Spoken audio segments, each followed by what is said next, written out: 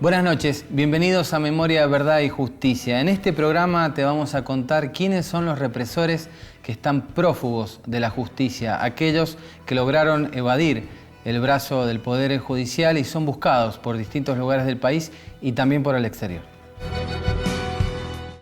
El retorno de la democracia en 1983 no privó a nuestro país de que la impunidad jurídica y política siguiera reinando en los años posteriores al terrorismo de Estado.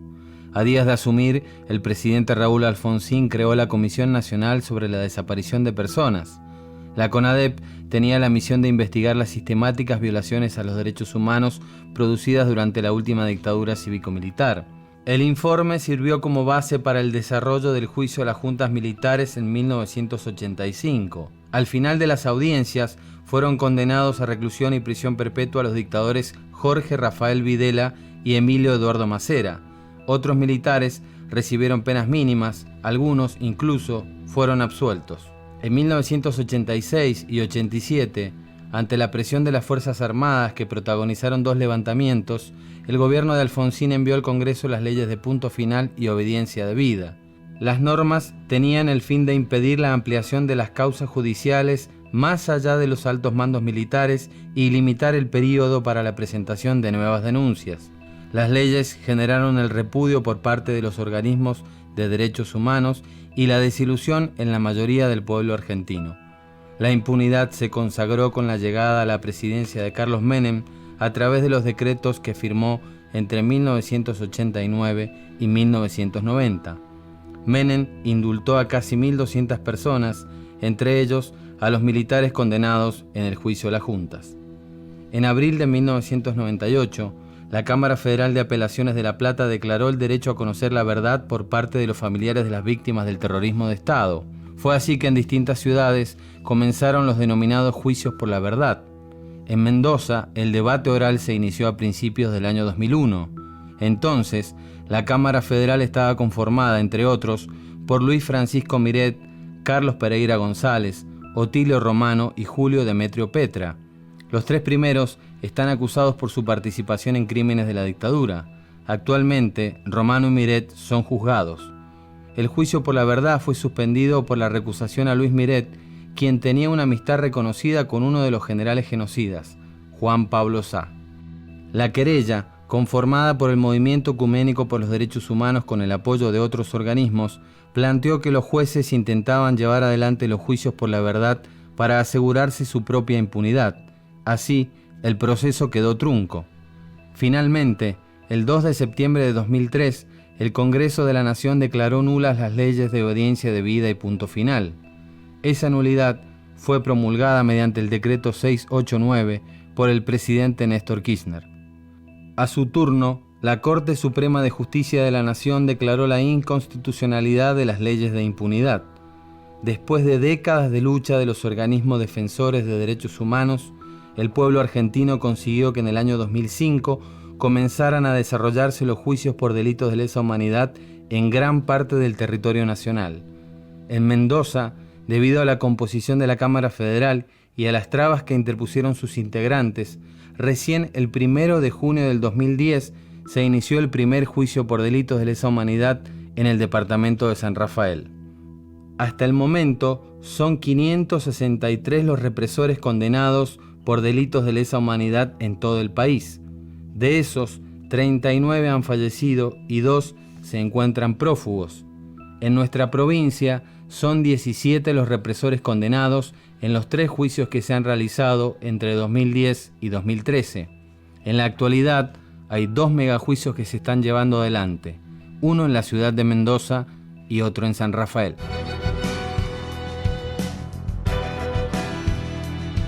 Marián Erice Tissot nació en Espartillar, provincia de Buenos Aires, el 28 de marzo de 1952. Provenía de una familia francesa que luego se trasladó a Misiones, donde la joven pasó toda su infancia. Más tarde, Marián volvió a Buenos Aires, donde trabajó como modelo profesional y logró reconocimiento internacional. Marián logró ser tapa en publicaciones de gran circulación y llegó a participar en un comercial de televisión de una reconocida marca de cigarrillos. Marián Erice comenzó a militar en la Juventud Peronista, junto a su compañero Daniel Rabanal, quien integraba la organización Montoneros.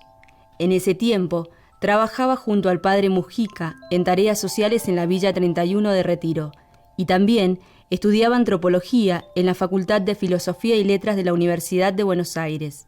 En febrero de 1976, Daniel Rabanal y un grupo de militantes fueron secuestrados y llevados al D2, donde recibieron torturas y las mujeres fueron violadas. Marián alcanzó a escapar a San Juan en forma clandestina. Allí trabajó en Olivares y dio clases de francés. El 15 de octubre de 1976 se dirigía a una bicicletería en las inmediaciones de Trinidad, en San Juan, para arreglar una cubierta de su bicicleta, cuando fue secuestrada por 3 hombres en la esquina de las calles General Hacha y Abraham Tapia.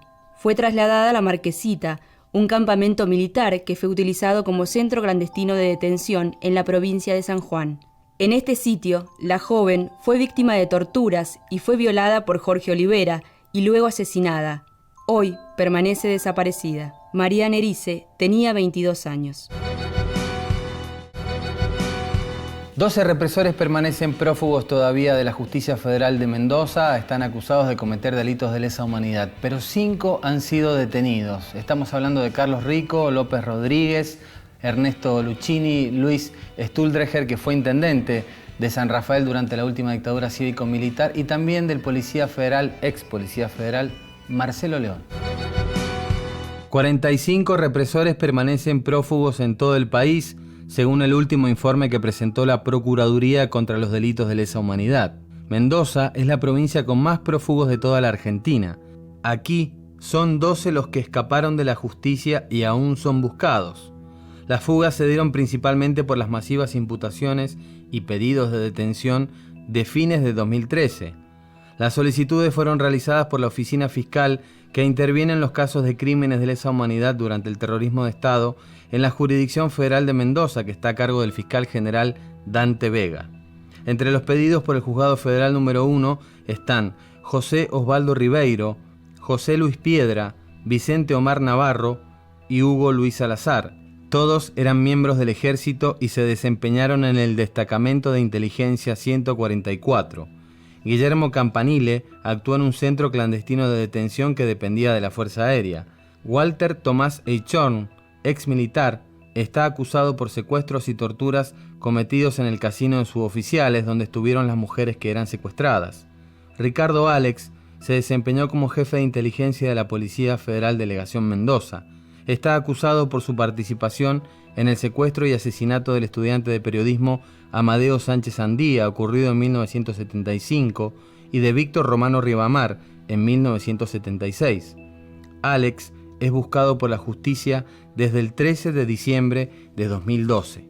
El Juzgado Federal de San Rafael también libró orden de captura para Alberto Horacio Silva y Héctor Adán Jiménez, ex miembros del ejército que se desempeñaron en la sección de inteligencia 144. Otros de los buscados son Humberto Romero Tello, ex miembro de la Policía de Mendoza, Guillermo Mario Campo, ex coronel, y Jorge Linares, ex teniente coronel, fugado a principios del año 2012. Todos los represores prófugos de Mendoza se encuentran incluidos en el Programa Nacional de Coordinación para la Búsqueda de Personas, que depende del Ministerio de Justicia y Derechos Humanos de la Nación.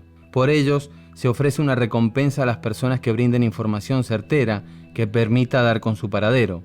Entre los represores que fueron capturados bajo este programa está Ernesto Guillermo Luchini, ex capitán de ejército capturado en Buenos Aires en noviembre del año pasado.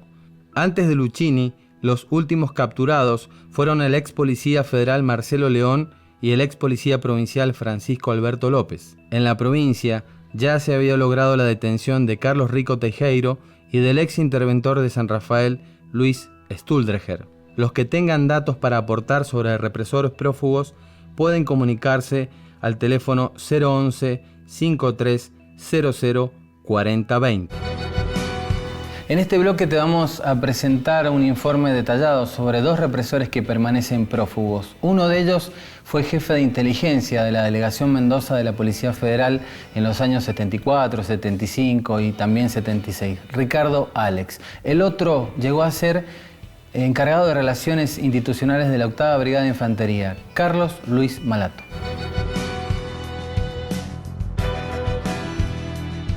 Ricardo Alex nació el 27 de octubre de 1948 en General San Martín, provincia de Buenos Aires. Se desempeñó como jefe de inteligencia de la Policía Federal en la provincia de Mendoza en la década del 70. Alex está acusado de participar en el secuestro y asesinato del estudiante de periodismo Amadeo Sánchez Andía en 1975 y de Víctor Romano Ribamar en 1976. Por estos hechos, Alex está procesado junto a otros exmiembros de la Policía Federal, Luis José Mirota, Marcelo León y Rodolfo Willy Cardelo, fallecido mientras permanecía detenido. El cuarteto conformaba una verdadera patota que sembró el terror desde la delegación de la Policía Federal. Los acusados fueron beneficiados en 2008 por la Cámara Federal de Apelaciones, compuesta por Otilio Romano, Luis Miret y Julio Petra, que desestimó sus procesamientos mediante una artimaña judicial. Esa medida permitió que Ricardo Alex se fugara cuando fue requerido por la justicia, por lo que tiene pedido de captura nacional e internacional desde el 13 de diciembre de 2012. Alex tiene congelados sus bienes, ya que la Unidad de Información Financiera otorgó a bancos y registros de la propiedad una nómina de los acusados por delitos de lesa humanidad para cortar las vías de financiación de todos los fugados. Carlos Luis Malato, exteniente coronel retirado, prófugo de la Justicia Federal de San Juan. Durante la dictadura cívico-militar, actuó en el Regimiento de Infantería de Montaña 22 en San Juan, que funcionó como centro clandestino de detención. Allí estuvo bajo las órdenes del represor Jorge Olivera, quien se profugó luego de ser condenado. Entre las víctimas de Malato están Oscar Alfredo Acosta y su esposa Virginia, Marta Yaroff de Lerú, Margarita Camus, Alberto Carvajal y el gobernador de San Juan, José Luis Gioja, quienes además lo denunciaron como torturador en el penal de Chimbas. A principios de 2011, Malato quedó preso en la cárcel de Chimbas, solo por 5 meses, ya que una resolución de la Cámara de Apelaciones de Mendoza, conformada por Otilio Romano y Luis Miret, lo dejó en libertad. Luego, la Cámara de Casación revocó esa decisión y ordenó recapturarlo, pero Carlos Malato ya había conseguido refugiarse en Italia, aprovechando su doble ciudadanía. En julio de 2014, la Corte Suprema de Casación de Italia negó la extradición de Malato a la Argentina, que fue solicitada por el juez federal de San Juan, Leopoldo Rago Gallo. Pese a la negativa de Italia, Carlos Luis Malato continúa con orden de captura internacional a través de Interpol para luego ser sometido a juicio en San Juan. Último bloque de Memoria, Verdad y Justicia. En este programa hemos estado mostrándote quiénes son las personas que están prófugas de la justicia, los represores que todavía no han sido encontrados y a los cuales se está buscando. Para hablar y profundizar sobre este tema tenemos la visita del doctor Daniel Rodríguez Infante, que es secretario y fiscal ad hoc de la Oficina Fiscal, que se dedica justamente a la investigación de los delitos de lesa humanidad que se cometieron en la provincia de Mendoza. Daniel, ¿cómo estás? Buenas noches. ¿Cómo estás, Rodrigo? Buenas noches. Gracias por venir y bueno, queríamos preguntarte cómo se inicia el proceso para que una de estas personas que está acusada de delitos de lesa humanidad, bueno, pase a estar, digamos, procesado, sería el término técnico, para luego su detención. Sí, en realidad no necesariamente, Rodrigo, tiene que estar procesado, porque la detención de una persona se puede pedir en distintas instancias del proceso. De hecho, en Mendoza, la mayor parte de las personas que están prófugas, sustraídas del accionar de la justicia, no han siquiera sido indagadas en la mayor parte de los casos, que es el primer acto procesal, porque justamente no son personas que estuvieron procesadas y se sustrajeron al accionar de la justicia, sino que se trata de personas que cuando se pidió su imputación y su detención con miras a que fueran indagadas, nunca fueron habidas. Entonces, en el caso de Mendoza particularmente, se trata de esta hipótesis, de este grupo de personas. ¿Cómo llegamos a ese punto? Básicamente el Ministerio Público solicita la imputación y la detención de determinados grupos de personas. Cuando se va a materializar ese pedido, cuando el juez hace lugar a la imputación y dispone las detenciones, algunas de estas personas no fueron encontradas. Digo, esta es la regla. Por supuesto, hay casos que son conocidos, como los casos de Olivera y de Marchi, que estando condenados se fugaron. Pero digo, en general en Mendoza no es este el escenario. Se trata de personas que ni siquiera se ha podido cumplir con el primer acto procesal, que es la indagatoria. Digamos, y esto tiene diversas explicaciones. ¿Qué puede haber fallado o qué pasa para que se produzcan estas situaciones? La lectura que hacemos nosotros del Ministerio Público, digamos, obedece a distintas cuestiones. Por un lado, hay que entender en el contexto en que esto se produce. Ha habido un crecimiento exponencial muy grande de la cantidad de imputaciones y detenciones solicitadas por el Ministerio Público, por supuesto detrás con el trabajo que sabemos de investigación que vienen realizando desde siempre los organismos de derechos humanos, las víctimas, los querellantes, y esto se ha traducido en pedidos de imputación muy grandes y muy importantes en los últimos años. Entonces, bueno, una lectura que hay que hacer es esta: cuando se pide la detención de 50 personas, es probable que algunas de esas personas no sean habidas, digamos. La contracara es que se está moviendo la justicia y justamente porque se está moviendo, hay algunas de estas personas que han sido sindicadas como sospechosas de haber cometido crímenes de lesa humanidad por parte del Ministerio Público y que no han sido encontradas. Digo esto porque, por ejemplo, por poner un ejemplo, de las 12 personas que actualmente hay prófugas en Mendoza, 6 son del destacamento de inteligencia 144. Y esto voy a otra de las cuestiones que quiero explicar con esto, pero se pidió la imputación y la detención de aproximadamente 15 personas del destacamento de inteligencia 144 para diciembre del año 2012. 6 de estas personas no fueron habidas. Esto se explica, entre otras cosas, por esto que decía de la cantidad de imputaciones que se... Pero además se trata de personas, esto lo ha dicho la Corte Suprema de Justicia de la Nación, de personas que han tenido una inserción en estructuras de poder que en gran parte hasta el día de hoy conservan ciertas relaciones y bueno, evidentemente son personas con recursos. Digamos, claro. Y aparte cuando uno pide... ¿Qué ha pasado en los últimos años en Mendoza? Se pidió la imputación y detención de 15 integrantes del destacamento de inteligencia, de casi 20 integrantes de la Fuerza Aérea. Se pidió la detención de los más de 30 imputados que están en el actual megajuicio que no se encontraban detenidos, porque por supuesto hubo un grupo mayoritario de las personas que llegan a este juicio detenidas, pero de quienes no se había pedido la detención. Bueno, cuando se piden esta cantidad de detenciones, una primera explicación es esto: bueno, se piden muchas detenciones, algunas fallan. Lo otro es que es cierto es que se trata de personas con recursos y evidentemente lo que hay que hacer, que es otro factor a tener en cuenta, hay que agilizar los mecanismos de articulación entre las distintas instituciones estatales que intervienen cuando se pide una detención: Ministerio Público, Juzgado Federal o eventualmente el Tribunal Oral, Policía Federal, las Fuerzas Armadas, que son quienes efectivamente, las Fuerzas de Seguridad, que son quienes efectivamente llevan a cabo las detenciones, para disminuir los tiempos, porque evidentemente si se pide la imputación de 15 integrantes del destacamento de inteligencia, se detiene a algunos mientras están siendo indagados, es probable que sus ex colegas se enteren de que se está haciendo un trabajo de imputación contra integrantes del destacamento de inteligencia. Entonces, por supuesto, esto es algo que hay que trabajar y hay que tomarlo con mucha seriedad, así lo tomamos, pero me parece que también hay que explicar que el tema de la cantidad de prófugos en Mendoza es un tema que viene saliendo hace mucho tiempo, es preocupante, se está trabajando muchísimo, se han logrado algunas detenciones. Y sobre eso te quería preguntar, ¿qué hace el Estado? Porque también hay un programa para poder dar con estas personas. Digamos, esto funciona de la siguiente manera: quien tiene la responsabilidad de buscar a personas sustraídas de la acción de la justicia, en primer lugar es la justicia. Digo, esto es el Ministerio Público y el Poder Judicial.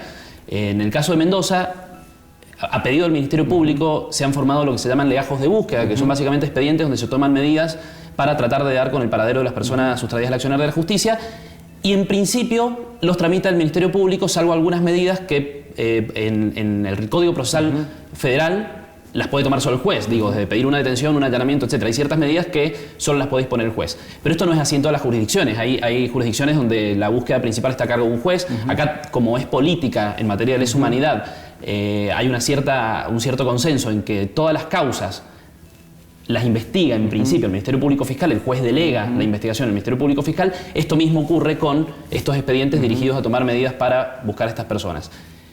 Pero, particularmente en Mendoza, y digo esto porque tampoco en todos los lugares del país, porque no es algo necesario que tenga que ocurrir necesariamente, en Mendoza se tiene la política de pedir la incorporación de toda persona sustraída al accionar de la justicia al que coloquialmente se conoce como programa de recompensas, que depende del Ministerio de Justicia y Derechos Humanos de la Nación, del Poder Ejecutivo.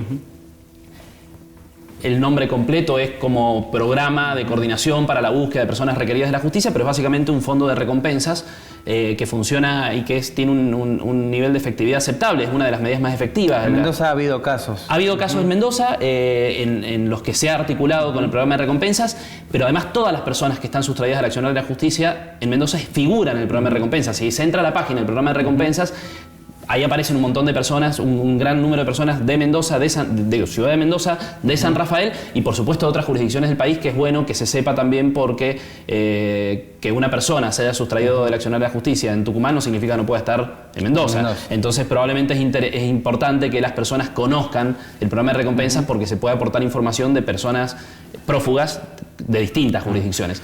Y acá todas las personas prófugas están incorporadas al programa de recompensas que depende del Poder Ejecutivo. Y por último, Daniel, ¿qué actitud esperan desde la Fiscalía de los ciudadanos que a veces conocen, ya sea porque se es un vecino, se es un familiar o se tomó conocimiento que llegó alguien que no estaba en el barrio y que de repente, bueno, la cara le suena? ¿Qué actitud espera la Fiscalía del ciudadano en estos casos? La actitud que la expectativa es generalmente se cumple, generalmente en esta materia se recibe información, muchas veces información precisa, muchas veces información que no se puede después corroborar, porque bueno, también hay presunciones, equivocaciones, digo, esto es frecuente en este tipo de cosas, pero realmente es una de las fuentes de información principal para dar con el paradero de una persona. Por supuesto se articulan muchísimas medidas que por razones obvias no podemos, claro, no podemos porque si no perderían efectividad, no podemos ventilar, pero sí hay que decir que el aporte de las personas que muchas veces creyeron ver a alguien o el ejemplo que ponías que llegó un vecino, etcétera, bueno, es una de las fuentes de información principales y esto sobre todo se trabaja con el programa de recompensa y no tanto con la Fiscalía. Esto hay que aclararlo.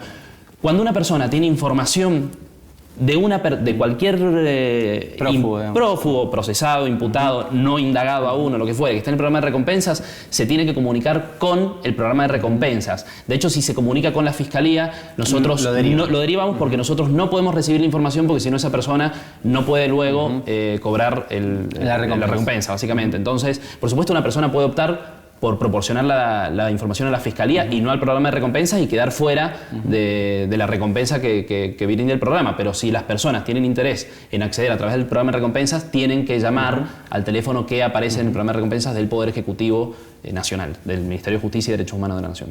Daniel, muchas gracias. A vos, Rodrigo. Gracias por venir a Memoria, Verdad y Justicia. Era Daniel Rodríguez Infantes, que es miembro, es fiscal, es secretario de la Fiscalía que investiga los delitos de lesa humanidad aquí en la provincia de Mendoza. El número de teléfono es 011-5300-4020. Allí las personas pueden llamar, va a aparecer por supuesto en el Zócalo para que lo puedan ver y lo puedan anotar. Y ya saben, hay 12 prófugos, 12 represores prófugos en la provincia de Mendoza, por supuesto en el país también hay muchos más. El Estado argentino ofrece recompensas para la detención de esas personas y para que puedan ser sometidas a proceso, o sea, para que puedan ser indagados, se les pregunte por los delitos por los cuales se los acusa y en todo caso el sistema pueda avanzar con esas personas para ver si efectivamente son culpables o son inocentes, también puede ser ese caso por supuesto. Como siempre decimos aquí en este programa, la memoria, la verdad y la justicia nos hace más libres y mejores ciudadanos. Nos vemos la semana que viene. Muchas gracias.